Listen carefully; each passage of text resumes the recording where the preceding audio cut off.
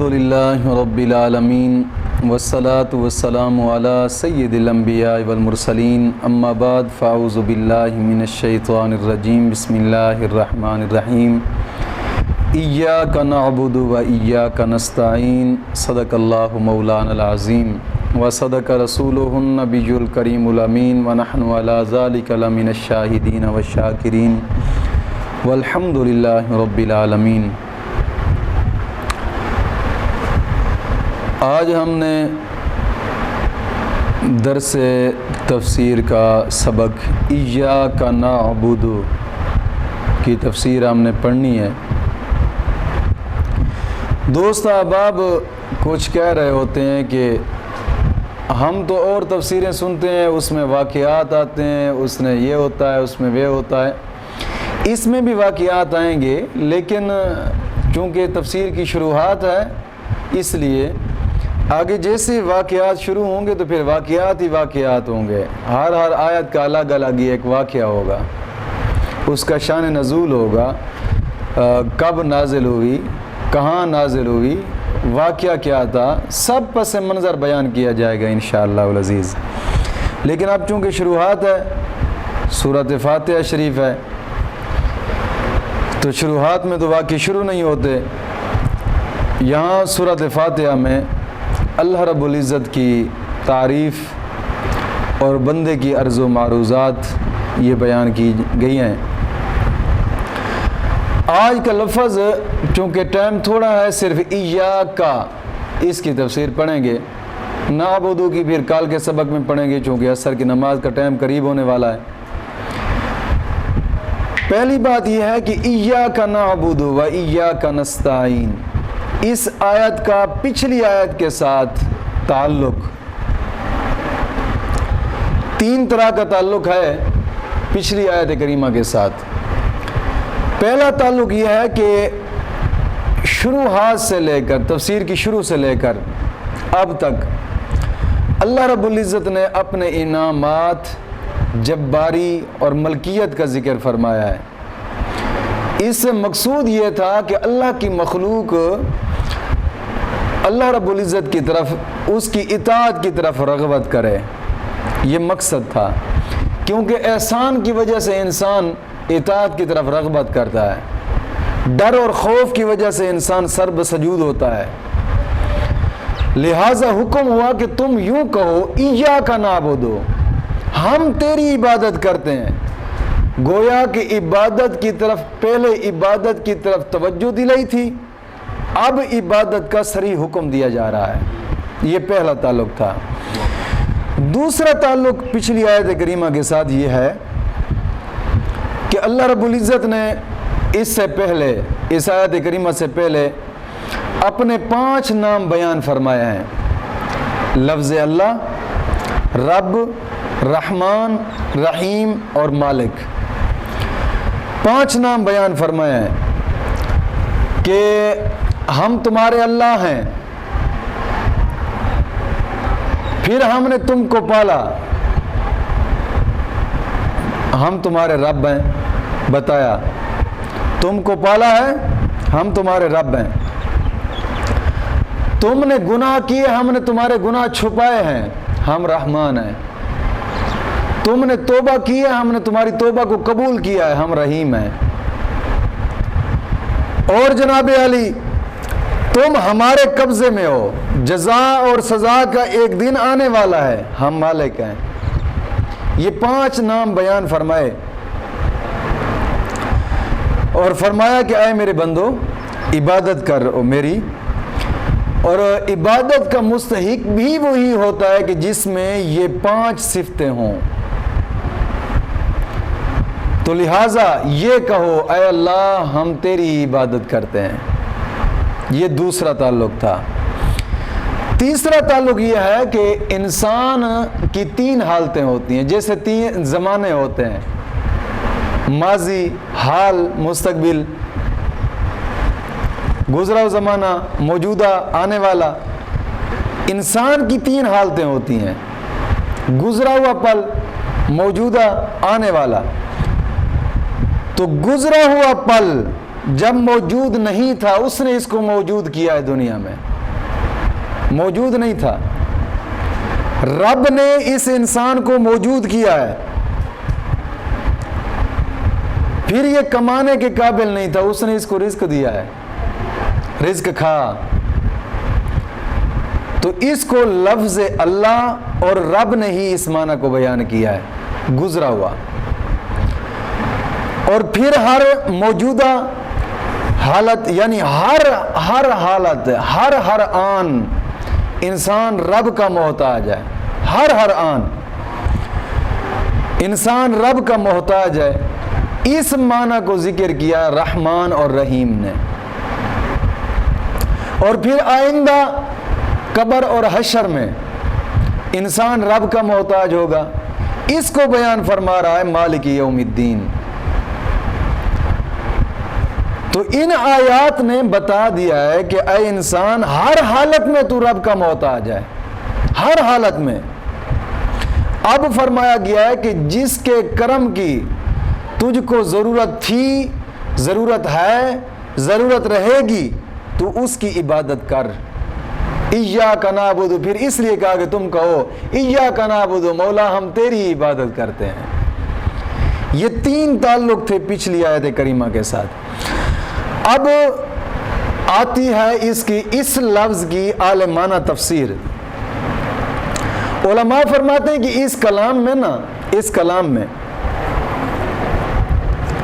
اس کلام کی تبدیلی 3 طرح سے ہوئی ہے.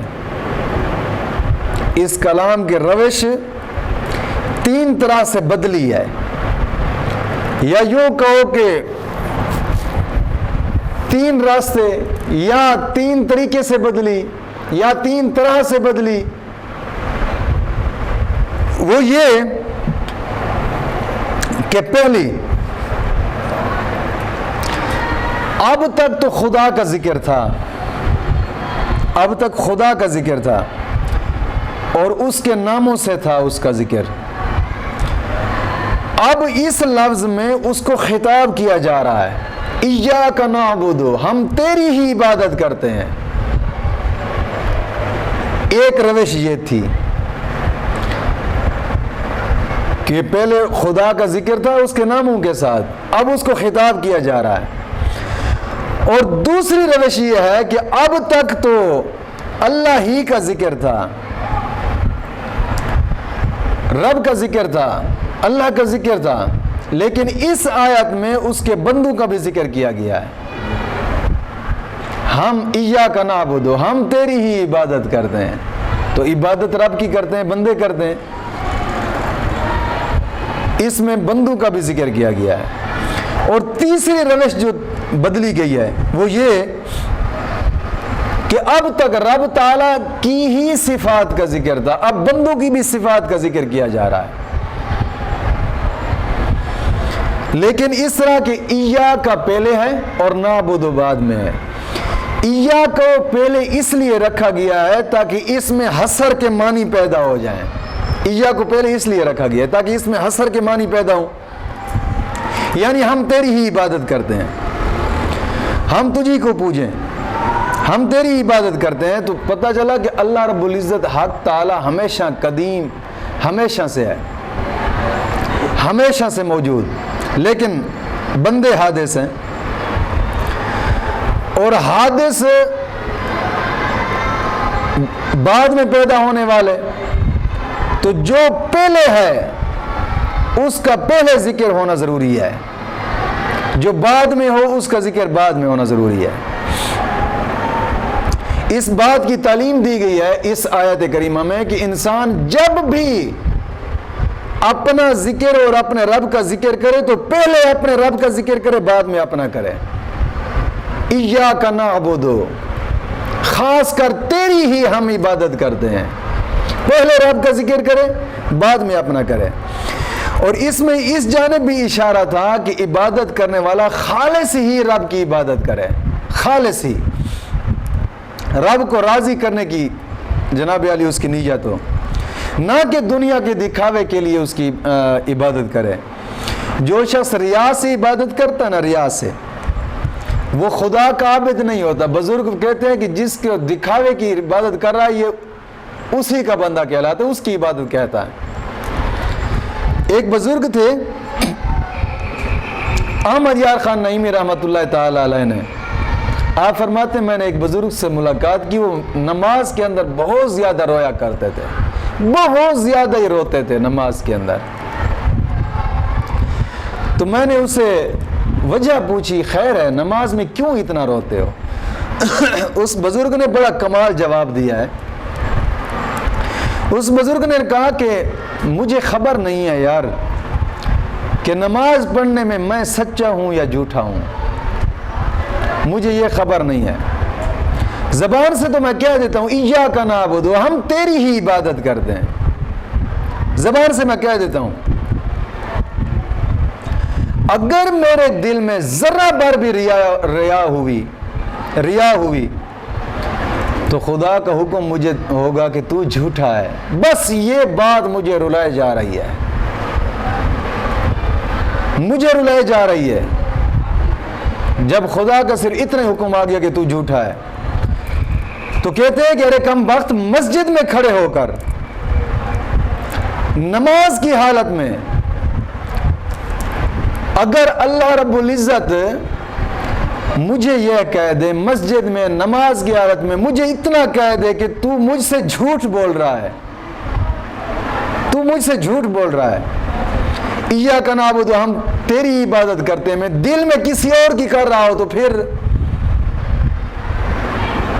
کہتے ہیں مجھے اس بات نے رلا دیا ہے. اور اللہ رب العزت ہم سب کو اس قول سے سچا کرے, صرف رب کی ہی عبادت کریں. کیونکہ کچھ لوگ ایسے ہوتے ہیں عبادت کرتے ہیں تو دوسرے کو بتا رہے میں رات کو تہجد پڑھتا ہوں, میں نماز پڑھتا ہوں, میں یہ کرتا ہوں, میں وہ کرتا ہوں, تاکہ لوگ مجھے دیکھیں اور مجھے نیک سمجھیں, مجھے نیک سمجھیں. اور کبھی کبھار لوگوں کے دکھاوے کے لیے بھی کوئی ایسا نیک کام کرنے لگ پڑتا ہے. کچھ لوگ اب اس دنیا میں بھی ہیں, یہاں پر بھی ہیں, میں ان کا نام تو لیتا ہوں اگرچہ وہ مجھ پر ناراض ہو جائیں گے. دعوت اسلامی والوں میں میں نے بڑی دیکھی ہے یہ چیز, بہت زیادہ دیکھی ہے. جناب علی اوپر سے سنت کے مطابق امامہ, سنت کے مطابق کپڑے, ہاتھ تسبیح, یہ وہ سنت طریقہ, لیکن اندر سے چھرے کھلائے ہوتے ہیں, چھرے چلاتے ہیں. میں نے کئی دیکھے ہیں ایسے, کئی اس طرح کے دیکھے ہیں. اندر انتہا درجے کی غلاظت ہے اور اوپر سے انتہا درجے کے صاف. تو یہ ریا نہیں تو اور کیا ہے. رب تعالیٰ اس سے بچنے کی توفیق عطا فرمائے بس. کیونکہ ریا, حضور کا فرمان مبارک ہے کہ ریا نیکیوں کو ایسے کھا جاتا ہے جیسے دیمک لکڑی کو کھا جاتی ہے. ریا سے ہر حال میں انسان کو بچنا چاہیے. تو اس لیے میں عرض کر رہا تھا کہ یہاں خطاب کا اس لیے صیغہ لگایا گیا ہے ایاک, کہ بندہ اس وقت اپنے رب کو حاضر ناظر جناب علی جانے اور گویا کہ یہ کہے کہ میں رب کو دیکھ رہا ہوں, یا یہ سمجھے کہ وہ رب مجھے دیکھ رہا ہے. نماز میں کم از کم اتنا تو خیال ہونا چاہیے نا کہ میں رب کو دیکھ رہا ہوں یا وہ رب مجھے دیکھ رہا ہے. اتنا خیال تو نماز میں, کیونکہ خطاب کا صیغہ یہاں لگایا گیا ہے ایاک نعبد, کیونکہ نمازی نماز پڑھنے سے پہلے تو غائب تھا, اب نماز کی حالت میں حاضر ہوا ہے. اب خدا کی صفتیں بیان کرنے کی برکت سے بارگاہ میں اس طرح حاضر ہو گیا کہ اس کو دیکھ رہا ہے, اس سے کلام کر رہا ہے. اب تک خدا کی صفتوں کا ہی بیان کیا تھا, اب عرض و معروض کی صفتوں کا بیان ہے. عرض و معروض ہے, صفتوں کا بیان غیب کے صیغے سے اچھا ہوتا ہے, اور عرض اور معروض کا جو بیان ہوتا ہے یہ خطاب کے صیغے سے اچھا ہوتا ہے. اس میں ایک بات نوٹ کرنی چاہیے کہ نماز میں کسی کو خطاب کر کے کلام کرنا, کسی کو خطاب کر کے کلام کرنا جائز نہیں ہے. نماز کے اندر، یہ شریعت کا مسئلہ ہے۔ اگر کسی غیب کو، کسی اور کو بھی خطاب کر کے تم نماز پڑھو گے، نماز نہیں ہوگی سوائے اللہ کے اور اس کے رسول کے۔ اللہ اور اس کے رسول کو حاضر ناظر جان کر نماز پڑھو گے اور اس کو حاضر ناظر جان کر کلام کرو گے تو پھر نماز جائز ہے۔ کسی اور کے ساتھ کرو گے تو نماز جائز نہیں ہے۔ جو رب اور اس کے رسول کو خصوصاً حاضر ناظر نہیں جانتے، ان کو بھی اس لفظ سے سبق حاصل کرنا چاہیے کہ ہم نماز کے اندر کہہ رہے ہوتے ایاک نعبد، گویا کہ ہم تیری عبادت کرتے ہیں، اس کو حاضر ناظر کہہ کر جان کر اس کو یہ بات کہی جا رہی ہے۔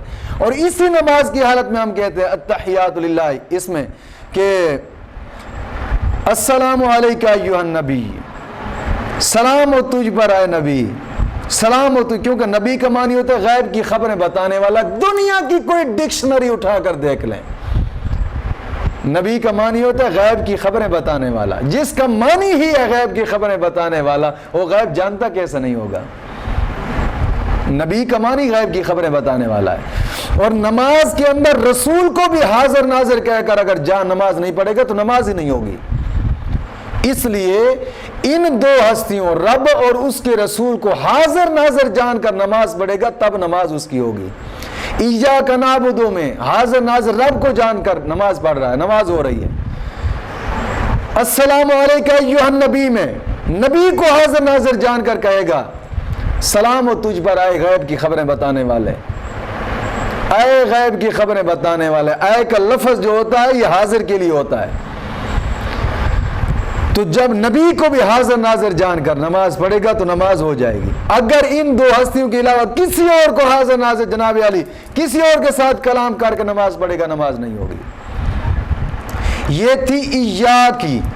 اس لیے صحابہ کرام کو دیکھا کہ نمازوں میں بھی اپنے محبوب کا جناب جی ادب کیا کرتے تھے۔ ایک صحابی تھا، میرے ذہن سے وہ حدیث پاک نہیں آ رہی، صحابی کا نام نہیں آ رہا، میرا غالباً مسلم شریف میں حدیث مبارکہ ہے۔ اس سے سوال ہوا کہ آپ کو کیسے پتا ہے کہ حضور ظہر کی نماز میں تلاوت کرتے ہیں؟ انہوں نے فرمایا ارے بابا، ہم تو نماز میں بھی حضور کے چہرے کی طرف زیارت کرتے تھے، ہم دیکھتے تھے کہ حضور کا منہ ہونٹ ہل چل رہے ہیں، ہم سمجھتے تھے کہ تلاوت فرما رہے ہیں۔ یعنی نماز کی حالت میں بھی ہم حضور کو دیکھا کرتے تھے، نماز کی حالت میں۔ یہ صحابہ کرام کے ادب کا ذکر تھا۔ نماز عصر کا ٹائم قریب ہو چکا ہے۔ لفظ ایاک کی تفسیر آج ہے، نعبد سے پھر کل کا سبق پڑھیں گے انشاءاللہ العزیز۔ مولا کریم دین متین کی سمجھ عطا فرمائے۔